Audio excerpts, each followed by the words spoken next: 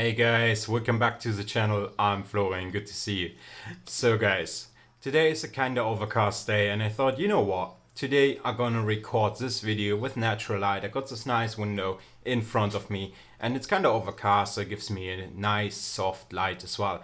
And this brought me actually down to my idea for this video. Today we're gonna talk about my Fujifilm X-S10 Movie Settings. How I did set up, or what sort of settings I use to get the best quality out of the Fujifilm X-S10.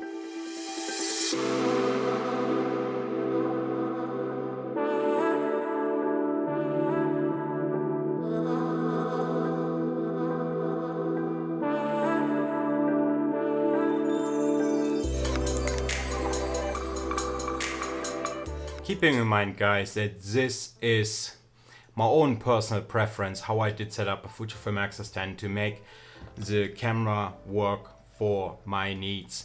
There are plenty of other functions and settings you can change.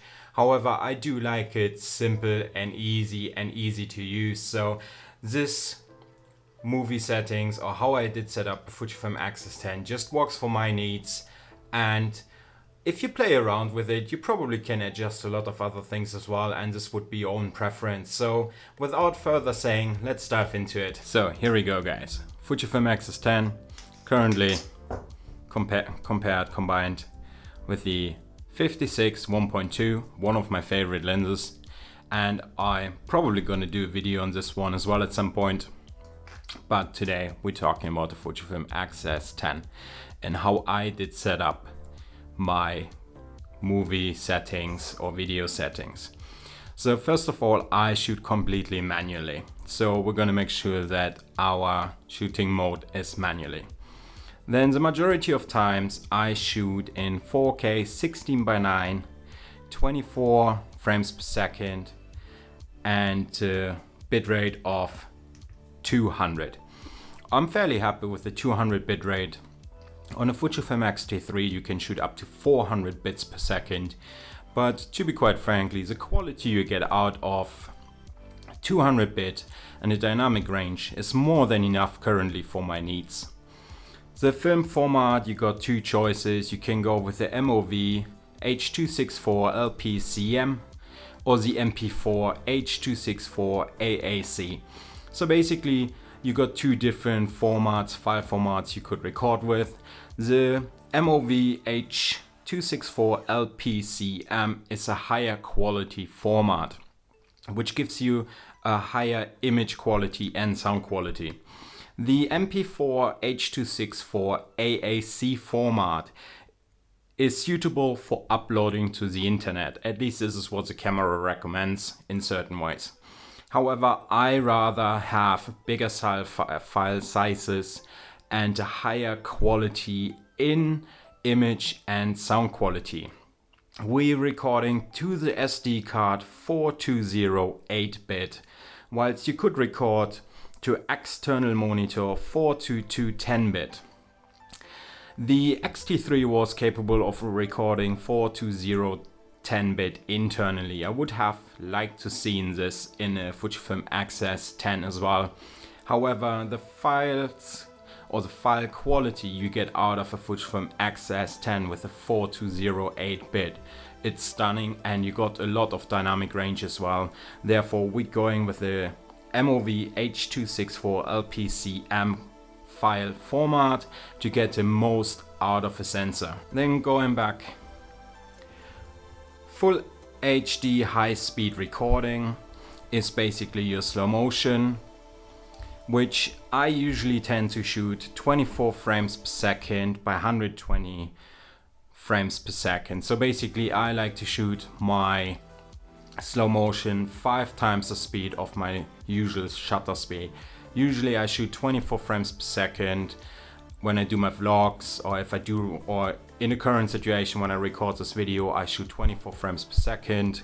So if I need slow motion, I usually shoot on 120 frames per second, 5 times the slow motion, and I'm absolutely happy with the quality and the smoothness I get out of the slow motion. You got the option of bumping it up to 240 frames per second as well, which would be 10 times the shutter speed or 10 times your 24 frames per second equivalent. But currently I'm more than happy shooting 120 frames per second. Also, I do think that the 120 frames per second slow motion still looks a bit better than the 240 frames per second in full HD, but that's just personal preference, and I do stick to 120 frames per second in slow motion. I didn't have any needs yet to bump my slow motion up to 240 frames per second. And then you got the option of a fixed movie crop. This means basically if you would shoot 120 frames per second slow motion, you will add the additional crop to your sequence you record in this moment. So this means you get the additional crop onto your crop sensor of 1.29. And if you would switch this option on, this additional crop of 1.29 would be added to every single clip you record. And I personally don't want this. I personally shoot f-log. You can shoot your film simulations as well. Of course, you can shoot straight away black and white, Eterna, across, black, white, blue, whatever you want to shoot. I personally like to shoot f-log and get the most dynamic range or HDR out of a sensor. Further down in the settings, you got the option to have a preview in your viewer or on your LCD, which basically shows you when you expose for your scene a colored picture rather than the flat f-log profile, which is absolutely fantastic. So you can basically shoot f-log, get the quality, get the dynamic range, but you see it on an LCD with the colored profile. But having the option of adding a color profile just on your LCD to see how your exposure is, how your color works, but recording f-log to get the most dynamic range and the quality is absolutely fantastic. Then 4K movie output. I record 4K 8-bit to my SD card, and you could record 4K 10-bit to external monitor via HDMI cable. Photometry is multi in my needs. The Ibis mode is set to Ibis and OIS.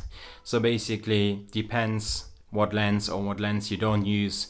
If you use a stabilized lens, your Ibis and your lens stabilization both will be switched on. If you switch your lens stabilization off, your Ibis will switch off as well. However, if this would happen, you still got the option to switch the IS mode or the Ibis boost mode on. Okay guys, there's definitely something I want to throw in here right now whilst talking about the Ibis. And I hope Fujifilm is watching this and might actually fix this via software update in a future software update. Hopefully, please guys, whatever you do. Why does the lens OIS override the Ibis in body? My understanding is that the lens OIS and the Ibis should be two different things, but still should work together, and not that the lens OIS overrides the Ibis when you switch the lens OIS off and the Ibis switches off. So hopefully Fuji will address this in a future software update, and I hope Fujifilm is watching one of my videos, which would be absolutely fantastic right now. But please Fuji, if you've seen this and perhaps several people complained about it or mentioned this, you might want to think about changing this. This would be fantastic.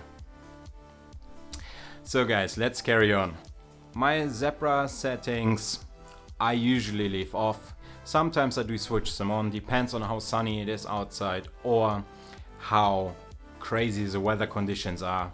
But that's all personal preference. Movie optimize control I got on, so this means basically I can't change accidentally the aperture on a lens. It is set basically to my thumb dial, the aperture in video mode, so I can't change accidentally my aperture, which happened already, and I completely changed my exposure, or I didn't realize and it was too dark, too bright.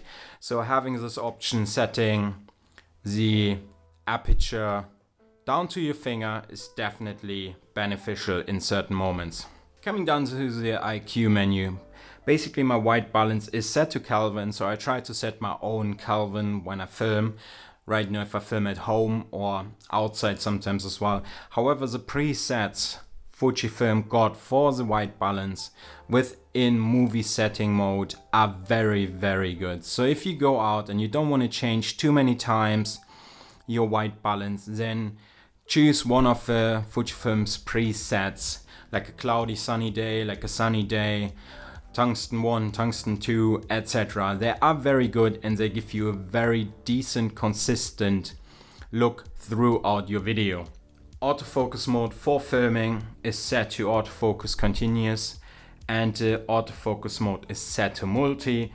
So because we do a lot of things with our hands sometimes, it is good to have a multi-area autofocus setup to say, okay, I'll go left, I go right, or like, and I more or less hit focus every single time. My autofocus custom settings are tracking sensitivity +2 and autofocus speed +2 as well. I do prefer to have a bit more of a speedy autofocus system, and I don't like if the transition from one subject to the other subject is a bit slow. So I boost this up by 2 steps, and the result I get out of it, I'm happy with it. Then of course the mic might be a good point we should talk about. I set the internal mic level adjustment off because I never use the internal or built-in microphone from a camera. The sound is just awful, guys. So make sure you always, or if you take it more serious, get an additional mic. It definitely will benefit you. Then my external mic level adjustment I set to -10.5 decibels, and I think around -10.5, -9 up to -13.5.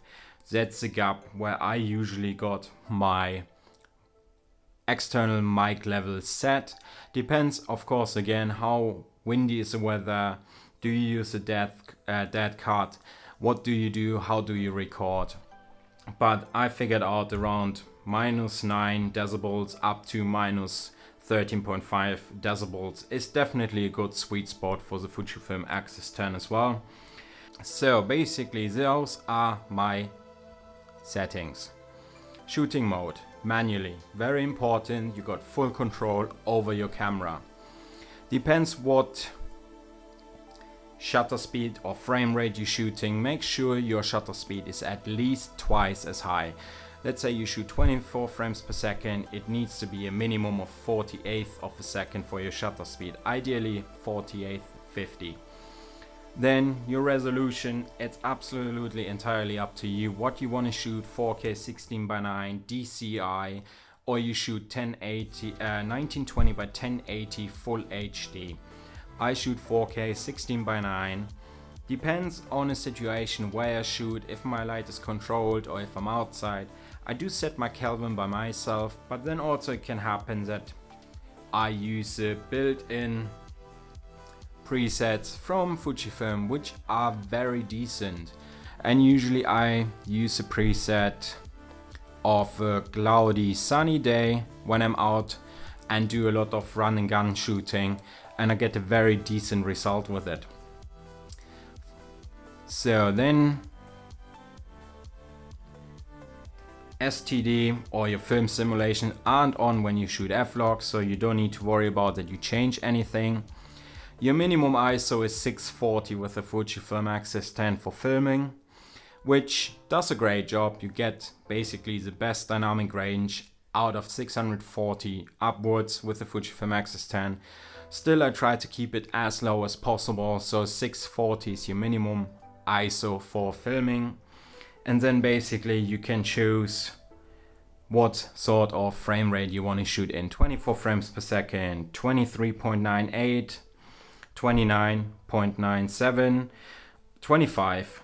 So usually I shoot on 24 frames per second, keeping in mind the Fujifilm X-S10 is capable of shooting 4K up to 30 frames per second. And then depends on what sort of white balance you got set. You can adjust your Kelvin if you did set it to Kelvin. So guys, as you can see, those being my settings, how I did set up Fujifilm X-S10 for filming and vlogging. And personally speaking, I think I got a very good result out of this camera with those settings. As you also seen, you could change a lot of settings, which I didn't change because I might don't need them, or I don't need them currently. I might need them in the future. I might gonna adjust this. And of course, as further you go into the camera, as more settings you're gonna change at some point. However, currently those settings working for my needs for filming, vlogging, or for content creation. So guys, if you think this video was helpful for you, I would appreciate if you could hit the thumb up button, and I'm gonna see you very soon in the next video. Thanks guys.